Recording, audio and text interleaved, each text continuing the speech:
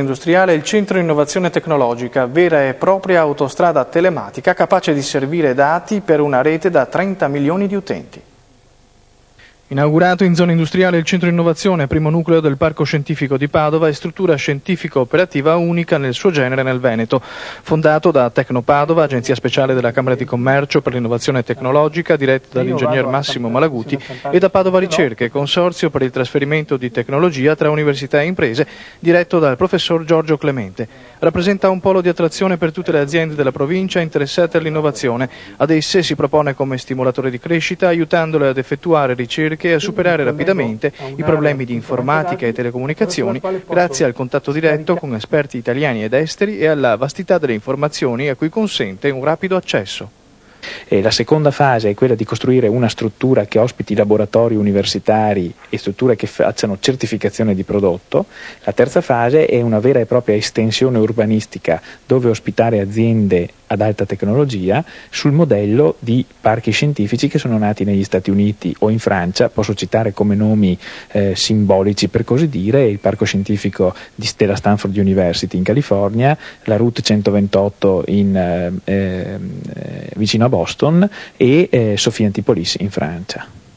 I servizi sono offerti a prezzi competitivi nonostante il Centro Innovazione non sia sovvenzionato. Dopo il contributo di 600 milioni disposto dalla Camera di Commercio per avviarne l'attività, il Centro Innovazione, che chiuderà il bilancio 94 in pareggio, si autofinanzierà. Il Centro Innovazione sorge in uno stabile su 2 piani di 3.300 metri quadri, precedentemente destinato alla dogana, superficie che prossimamente raddoppierà passando a 9.400 metri quadrati con l'occupazione del vicino stabilimento della Cerved.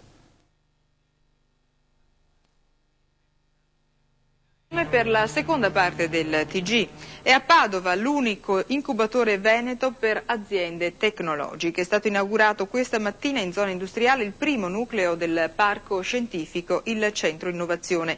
Il centro è una sorta di autostrada telematica che consente di collegarsi in tempo reale via computer con 30 milioni di utenti, manager, ricercatori, professionisti di tutto il mondo. Rappresenta un polo di attrazione per tutte le aziende della provincia interessate all'innovazione. La sede del centro è una struttura che si sviluppa su oltre 3.000 metri quadri, risalente alla fine degli anni 60, che aveva come originale destinazione la dogana. Ed ancora un... Porta di grande laboratorio per la ricerca in affitto in favore delle medie e piccole imprese. Il Centro Innovazione del Parco Tecnologico di Padova è inaugurato oggi nella città veneta. Terminato per ora nella sola parte strutturale, il centro ha comportato un investimento di 500 milioni, suddivisi tra Camera di Commercio, Università di Padova e Regione Veneto. La struttura, fondata da Tecnopadova e da Padova Ricerche, un consorzio tra università ed imprese, occuperà uno spazio di 3.300 metri quadrati, di cui 1.800 per uffici ed il rimanente per magazzini. Vi lavoreranno un centinaio di persone. Tra i servizi offerti dal centro di innovazione, l'incubatore per le imprese ad alta tecnologia, dotato di laboratori e sistemi informatici all'avanguardia. L'incubatore consentirà alle industrie, con un affitto mensile di 20.000 lire al metro quadrato, di effettuare in loco ricerche su nuovi materiali, ottenere consulenze scientifiche da esperti dell'università e di collegarsi alle banche dati e alle reti informatiche internazionali come l'Internet.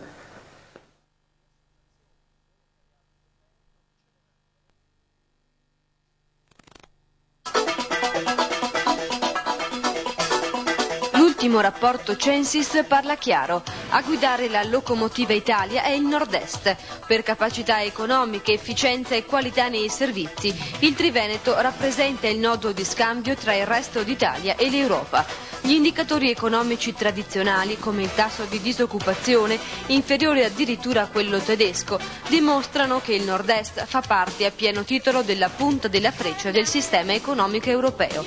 Non a caso è stato proprio il Veneto ad uscire per primo dalla recessione economica, assumendo la leadership dello sviluppo del paese. Prodotti ad elevata specializzazione, frutto delle più impegnative ricerche, innovazioni nei materiali e nella tecnologia produttiva. Queste le carte che hanno fatto vincere il Veneto. In questi termini, a fare da protagonista è l'innovazione, la capacità di creare ed offrire vie alternative per uno sviluppo costante e sempre all'avanguardia. E proprio a Padova è stato fatto il primo passo per la realizzazione del Parco Tecnologico Veneto, che potrà, una volta ultimato, accompagnare e sostenere il sistema industriale dell'area veneta nelle sfide innovative che il mercato globale ogni giorno propone. Il centro innovazione, inaugurato dal presidente della giunta regionale Aldo Bottin, è il primo nucleo operativo di ricerca e trasferimento tecnologico tra università ed impresa.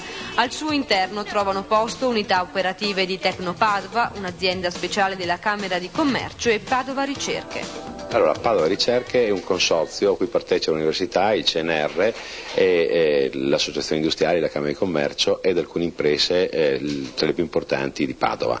È partito nell'88, l'obiettivo è quello di facilitare le collaborazioni università e industria e tra l'altro proprio in questa luce il consorzio Padova Ricerche, con la collaborazione degli enti che operano su Padova, ha effettuato uno studio per la comunità per realizzare il parco scientifico. Questo è avvenuto nel 92, da quello studio era stato individuato come punto iniziale la creazione del centro per l'innovazione, che oggi viene inaugurato formalmente. Ecco, ci spieghi bene cos'è questo centro di innovazione e quali sono i servizi che fornirà? Allora, il centro di innovazione ha due anime. Una parte è quella praticamente di fornire uno spazio cosiddetto di incubazione, secondo quello che è la terminologia convenzionale a livello europeo, e quello significa che esistono delle piccole aziende con contenuti tecnologici che provano a diventare grandi aziende e che nella collaborazione con centri di ricerca, quindi con ricercatori, trovano il loro punto di partenza e anche le loro fonti di innovazione. La permanenza delle aziende presso il centro di innovazione è limitata per un periodo iniziale, dopo di questo dovranno trovare gli spazi che noi pensiamo che possano esserci nel futuro parco scientifico e comunque in una zona adiacente al centro di innovazione. In un'area di 3.300 metri quadri coperti, il centro non fungerà solo da incubatore per un primo gruppo di 13 imprese ad alto contenuto tecnologico. Fornirà anche servizi che vanno dal laboratorio di ricerca all'accesso a reti di telecomunicazione, dall'Eurosportello informativo alle consulenze ed attività di formazione in collaborazione con l'università. Qual è la posizione e il ruolo dell'università nel campo della ricerca applicata? Io credo nella ricerca applicata non solo come canale di reperimento di risorse, ma anche come canale che alimenta di idee la nostra attività. Misurarci con il mondo esterno significa fare dei test validi e rapidi sulle idee che stiamo elaborando all'università, significa inoltre ricevere stimoli. Il presidente della giunta regionale Bottin ha espresso da parte sua la necessità di investire il capitale di ricerca in innovazione per l'impresa. Critico e positivo anche il messaggio di Mario Carraro, presidente degli industriali veneti, il quale ha sottolineato come sia sui contenuti innovativi che si gioca la sfida dei mercati e la possibilità di creare nuova occupazione.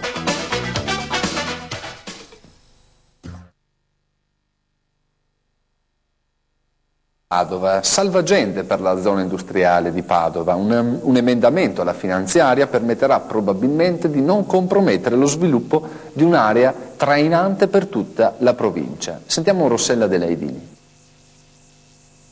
I parlamentari padovani di Forza Italia sono riusciti ad ottenere in sede di dibattimento della legge finanziaria un emendamento a sostegno della zona industriale.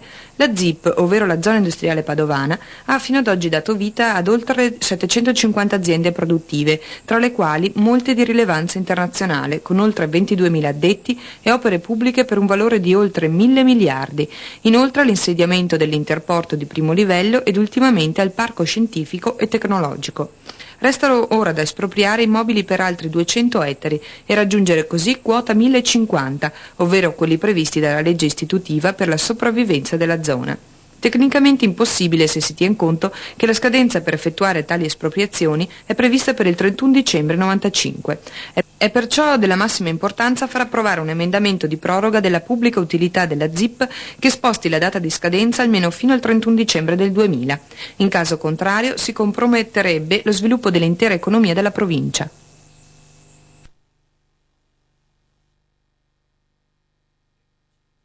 Con la sua prima iniziativa nel centro di innovazione prevede che esistano vari passi e che dovranno integrare molte iniziative praticamente la più importante è già partita anche ad Agripolis, qui vicino nella zona di Legnaro.